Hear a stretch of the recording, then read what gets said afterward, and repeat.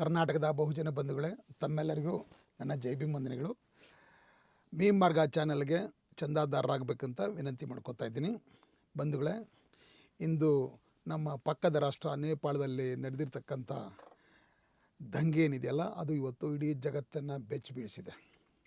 ಇಂಥ ದಂಗೆಗಳು ನೇಪಾಳಕ್ಕೆ ಹೊಸತೇನಲ್ಲ, ಅನೇಕ ಹೋರಾಟಗಳು ನಡೆದಿದೆ ಹಿಂದೆ.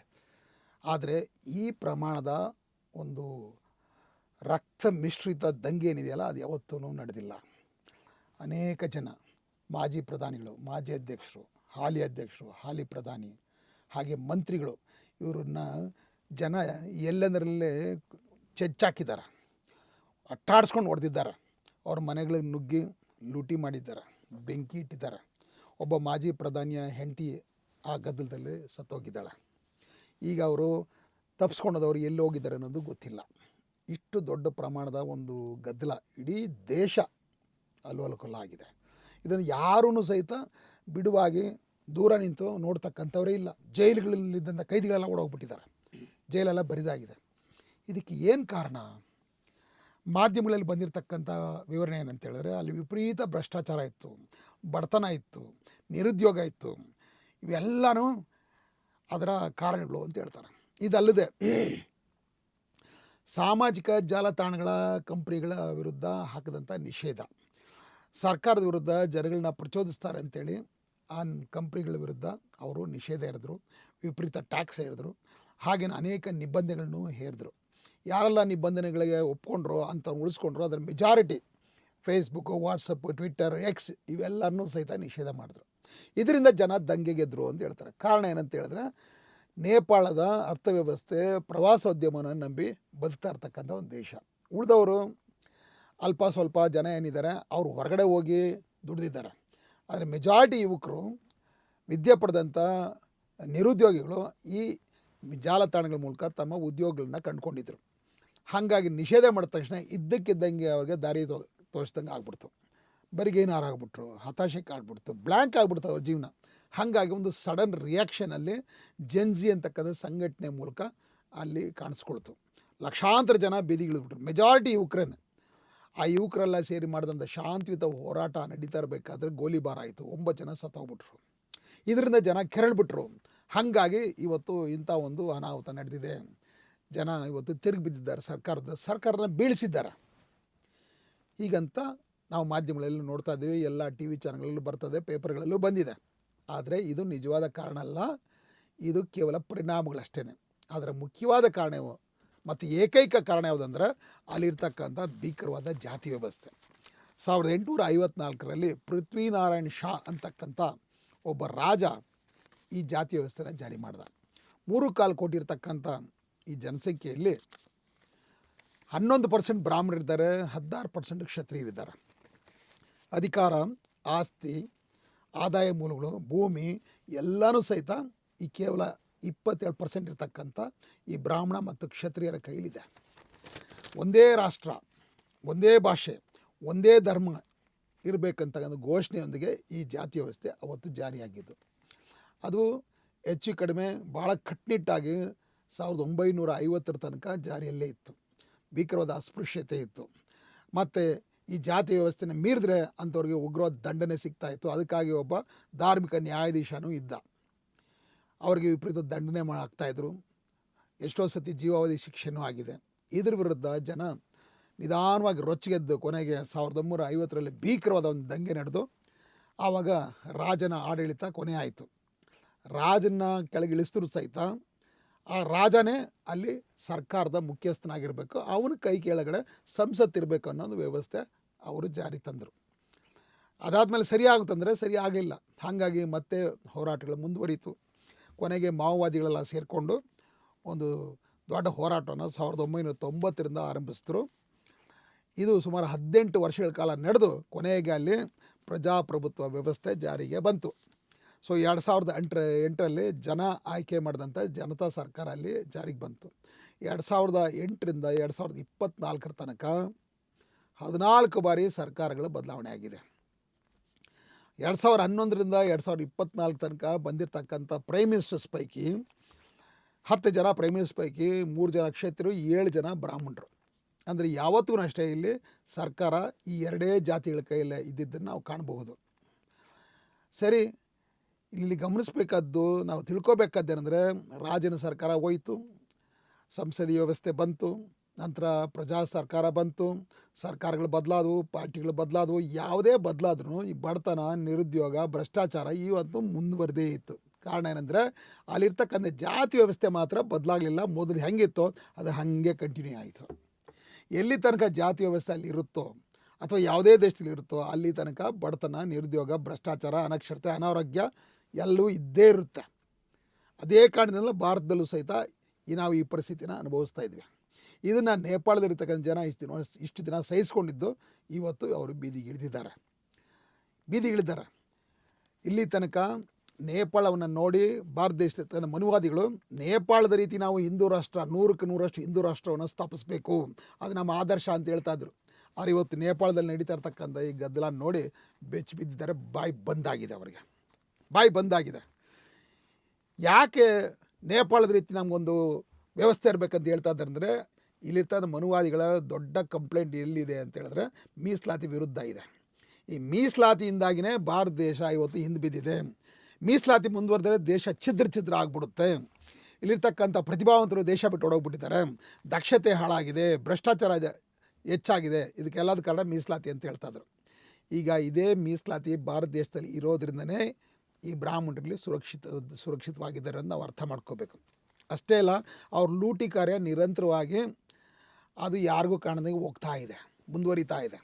ಮತ್ತು ಇದೇ ಮೀಸಲಾತಿ ವ್ಯವಸ್ಥೆಯಲ್ಲಿ ನೇಪಾಳದಲ್ಲಿ ಇಲ್ಲದೇ ಇದ್ದಿದ್ದರಿಂದನೇ ಎಲ್ಲ ಗದ್ದಲಗಳು ನಡೆದಿರೋದು.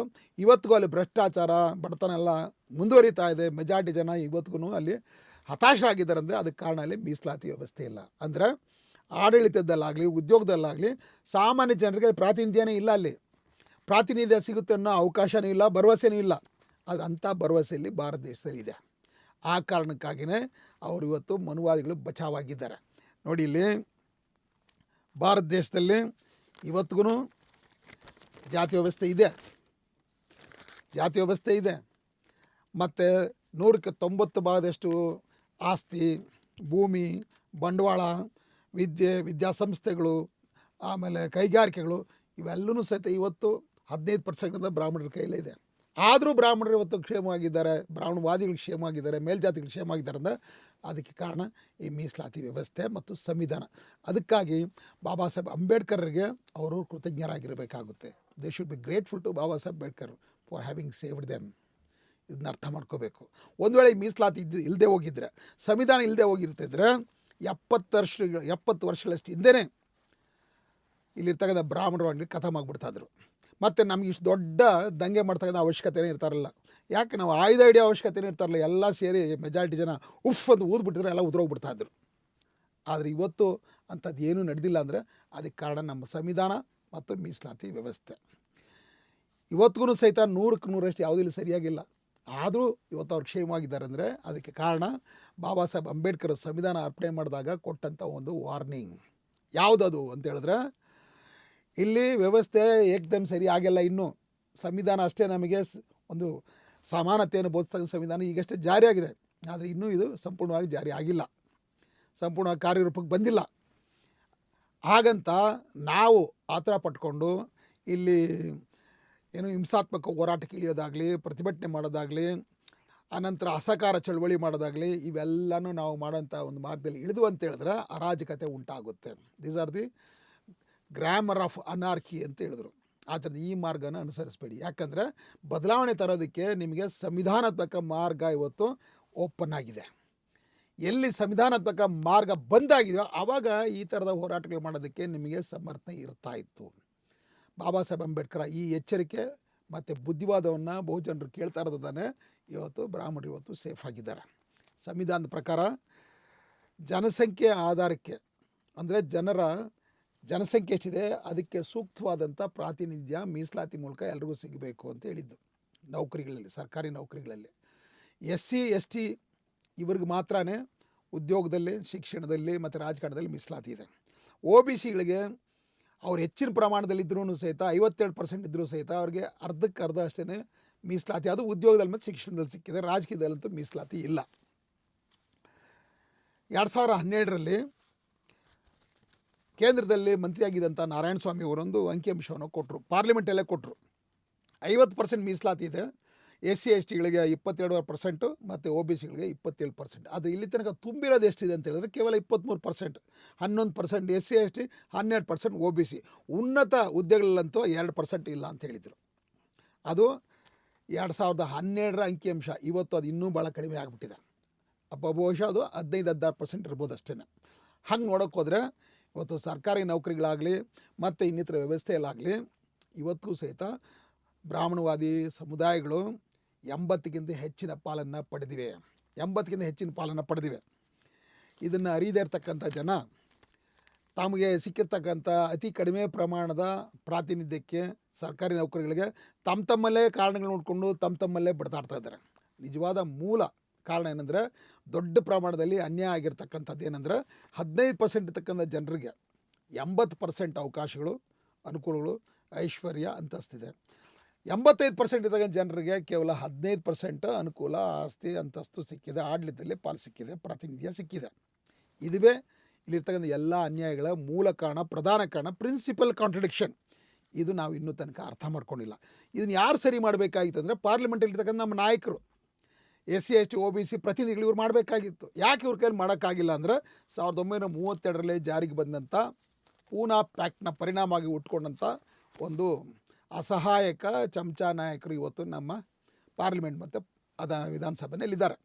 ಇವ್ರನ್ನ ಯಾರು ಸರಿ ಮಾಡಬೇಕಾಗಿತ್ತು ಅಂದರೆ ಜನ ಜಾಗೃತರಾಗಿ ಸಮರ್ಥವಾದ ನಾಯಕರನ್ನ, ಪ್ರತಿಭಾವಂತ ನಾಯಕರನ್ನ ಆರಿಸ್ಬೇಕಾಗಿತ್ತು. ಜನರಿಗೆ ಆ ತಿಳುವಳಿಕೆ ಕೊಡಬೇಕಾಗಿದ್ದವ್ರು ಯಾರು ಅಂದರೆ ರಿಸರ್ವೇಷನ್ ಮೂಲಕ ಇವತ್ತು ಅಧಿಕಾರ, ವಿದ್ಯೆ ಪಡೆದು ಉನ್ನತ ಸ್ಥಾನದಲ್ಲಿರ್ತಕ್ಕಂಥ SC ST ನೌಕರರು, OBC ನೌಕರ ಕೆಲಸ ಮಾಡಬೇಕಾಗಿತ್ತು. ಆದರೆ ಅವ್ರು ಯಾಕೆ ಮಾಡೋಕ್ಕಾಗ್ತಾ ಇಲ್ಲ?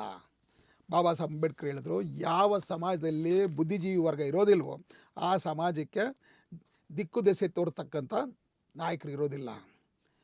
ನಾನು ಅಂಥ ಒಂದು ಬುದ್ಧಿಜೀವಿ ವರ್ಗನ ಹುಟ್ಟಾಗೋದಕ್ಕೇ ಈ ಮೀಸಲಾತಿಯನ್ನು ಜಾರಿಗೆ ತಂದಿದ್ದು. ಮೀಸಲಾತಿ ಮೂಲಕ ಅಂಥವ್ರು ಉಟ್ಕೊಂಡಿದ್ದಾರೆ. ಆದರೆ ಇವರು ಸ್ವಾರ್ಥಿಗಳಾಗ್ಬಿಟ್ಟಿದ್ದಾರೆ, ಸಮಾಜದಿಂದ ದೂರ ಆಗಿಬಿಟ್ಟಿದ್ದಾರೆ. ಬರೀ ಅಷ್ಟಾಗಿದ್ದರೆ ಪರವಾಗಿಲ್ಲ, ಅವರು ಅಜ್ಞಾನಿಗಳು ಆಗಿದ್ದಾರೆ.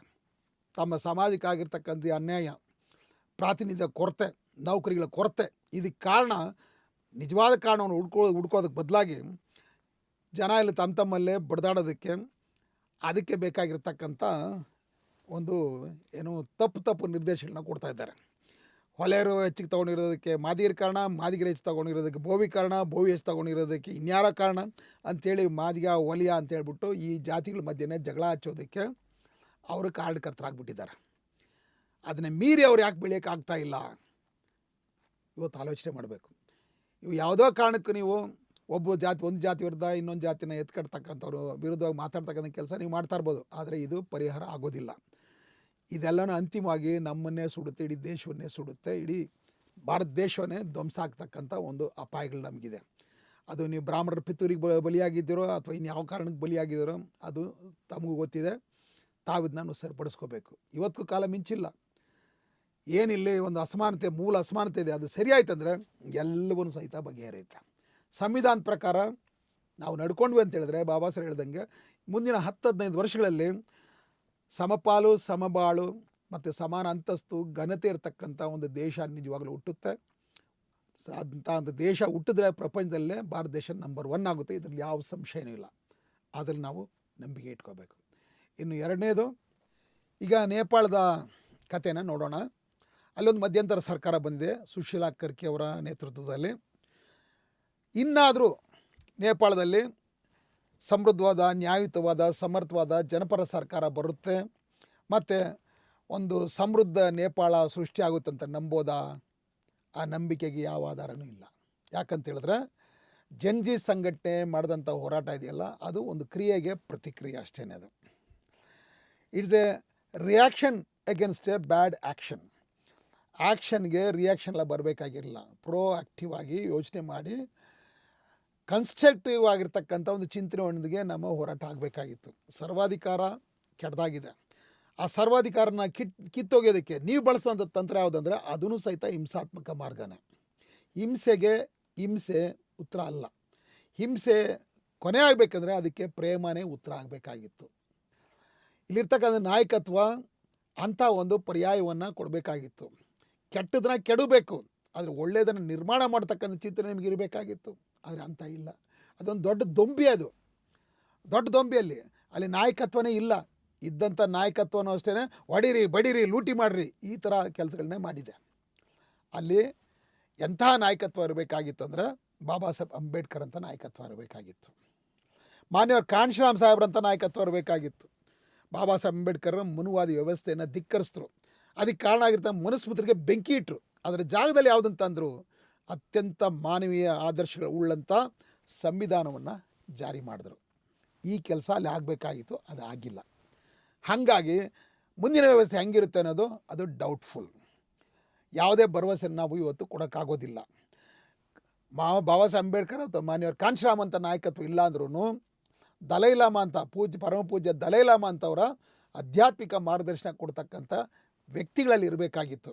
ಅದು ಸಹಿತ ಅಲ್ಲಿಲ್ಲ. ಹಾಗಾಗಿ ಇವತ್ತು ನೇಪಾಳ ಒಂದು ದೊಡ್ಡ ಪ್ರಶ್ನಾರ್ಥಕ ಚಿಹ್ನೆಯಾಗಿ ಉಳ್ಕೊಂಡಿದೆ. ಮತ್ತು ಅಲ್ಲಿಂದ ನಾವು ಕಲಿಬೇಕಾದ ಪಾಠ ಏನಂತ ಹೇಳಿದ್ರೆ, ನಾವು ಯಾವ ಕಾರಣಕ್ಕೂ ಆ ಮಾರ್ಗವನ್ನು ಅನುಸರಿಸಬಾರ್ದು. ನಾವು ಯಾವತ್ತಿದ್ರೂ ಸಹಿತ ಅಹಿಂಸಾತ್ಮಕ ಮಾರ್ಗದಲ್ಲಿ ಹೋಗಬೇಕು. ಗಾಂಧೀಜಿನೂ ಅಹಿಂಸೆ ಬಗ್ಗೆ ಮಾತಾಡಿದ್ದಾರೆ. ಗಾಂಧೀಜಿ ಅಹಿಂಸೆ ಬಗ್ಗೆ ಮಾತಾಡೋದಕ್ಕೂ ಹಿಂಸೆಯನ್ನೇ ಅನುಭವಿಸಂಥ ಬಾಬಾ ಸಾಹೇಬರು ಅಹಿಂಸೆ ಬಗ್ಗೆ ಮಾತಾಡೋದಕ್ಕೂ ಭಾಳ ವ್ಯತ್ಯಾಸ ಇದೆ. ನಿಜವಾದ ಅಹಿಂಸಾ ಮೂರ್ತಿ, ಕರುಣಾಮೂರ್ತಿ ಅಂದರೆ ಅದು ಬಾಬಾ ಸಾಹೇಬ್ ಅಂಬೇಡ್ಕರ್. ಆ ಮಹಾನ್ ಭಾವನಿಗೆ ಇಡೀ ಭಾರತ ದೇಶ ಚಿರಋಣಿಯಾಗಿರಬೇಕು ಅಂತ ನಾನು ವಿನಂತಿ ಮಾಡ್ಕೋತೀನಿ. ಇಷ್ಟೇಳಿ ನನ್ನ ಮಾತು ಮುಗಿಸ್ತೀನಿ. ಜೈ ಭೀಮ್, ಜೈ ಭಾರತ್, ಜೈ ಕಾಂಶಿರಾಮ್.